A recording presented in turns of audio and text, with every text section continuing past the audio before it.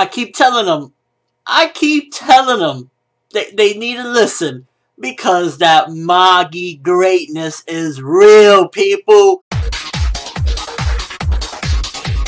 So after an entire 24-hour delay, I finally got to see Magi, the Kingdom of Magic. Translators, you're slipping. Crunchyroll, because they're the ones that translate and every other site grabs it, y'all slipping. Like, I don't know what it is, that y'all get all these relevant anime, but when it comes to like Hunter x Hunter and Magi, y'all be slipping lately, delay up the ass. Like, y'all need to stop because we cannot be waiting this long for this greatness. One thing that this episode definitely pushes forward by far is Sinbad.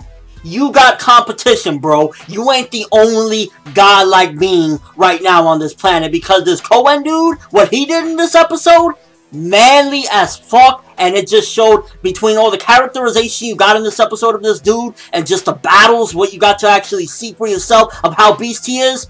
Sinbad, you got a problem right now. You have a serious problem on your hands. The Co-Empire, not just a bag of air, alright? You got serious problems on your hands. So with the beginning of this episode, I definitely saw that they changed a little bit of the humor, because they try and, I guess, want to emphasize more so that Cohen is a badass, because it starts off, and I remember in the manga when Aladdin says Mr. Cohen, it's supposed to be like this big joke because he's calling him like an old man and everybody's supposed to freak out. So they kind of downplay that. It was just a little bit like, wait, why are you calling him Mr. Cohen? So they downplay that, but the humor in this episode, I definitely got to say that they really were using it to show how badass he is. Like, for example, when he's just stomping a mud hole with Alibaba's ass after he basically forced him, he's like, yo, you get over here. And they try to sweeten it, his people, as to, yeah, you know, he's just asking for his help. And Aladdin's like, all I heard was you get over here. So the humor in this episode literally had me, like, laughing my ass off. And it was just done in a way to have a point. Like, the humor actually had a point in this episode. And that was to continuously display how beast this dude is. It's like, he is going full throttle, giving everything he got with, yeah, of course, in his mind, he wants to help his people, whatever. But the main thing is, yo, I want to know what went on in that other world. I want all this information. I don't give a fuck. I'm going to kill everything in my way until I get the answers from this little Magi boy. But it wasn't just a humorous and action-packed episode. We did get quite a bit of very important information in the beginning of this episode when Aladdin summoned all of the jinn and they were all just standing right there. It kind of displayed a little bit more so as well some secrets that are out there in the world. Secrets that of which Cohen probably shouldn't know, similar to Sinbad. Even Aladdin said that. And also, it was very interesting when they showed up, all the jinn. One of them said, our king, referring to Cohen, and the incarnation of our former king. So it just, once again, emphasizes even further there's some sort of connection between Aladdin and King Solomon, whether it be, you know, a child, whether it be that he was created by Solomon, whatever the case may be, it definitely has been emphasized time and time again, and just, you know, that's no exception right there as well, that they just say the incarnation of our former king. So whatever it may be, whether he created him, whether that's his child, whatever it is, it's clear that there's some sort of connection there, and Solomon has some very strong connection to Aladdin as well, whatever it may be. And it also gets you thinking as well, because when the one jinn lets it slip out, don't let what happened to our world and Al-Mataran happen to this world, and the other one's like, shh, that's taboo. You're not supposed to let them even know of the existence of the other world, because Solomon had the flow set. It makes you think,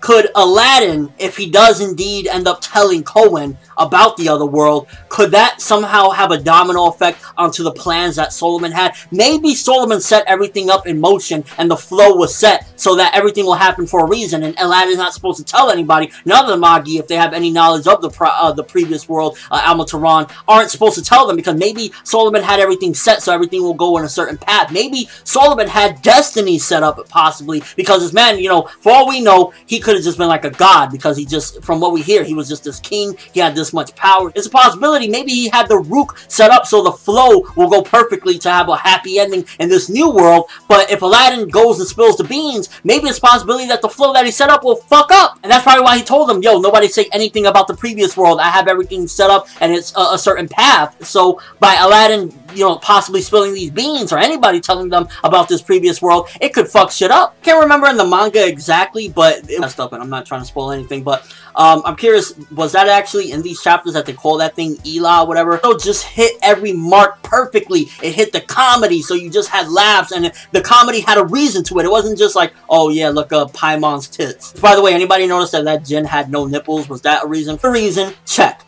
Amazing battles. It's like, you have Cohen killing the black djinns like nothing, one after another. You kill like 6 of them in one blow, so you have amazing battles. Check. And then Hakuryu didn't show up, and it makes you think, okay, why isn't he here? Where is Hakuryu? What's going on with him? So definitely a very interesting thing right there. It makes you wonder what's up with this. Why didn't he show up? He should be helping. And automatically as well, you know, Koen, he ain't gonna take that lightly. It's like, you're disrespecting my orders. I clearly told you motherfuckers get here. So that'll, in the future, that's setting up for possible conflict between the two as well. Because it's like, where is he? And also, for somebody being the Magi of the Ko Empire, Judal don't give a fuck either. It's like, Judal, yeah, he gets mentioned in this episode, but like, where the fuck is he as well? He's not helping the Ko Empire. So there's definitely some people within the Ko Empire that you gotta look at like, they don't give a fuck. And then, of course, you got Gyokuen just there jacking, jizzing like a motherfucker. Like, oh, my father, the medium. That all rounds out for a perfect episode. I honestly can't say if there was anything wrong with this episode either. It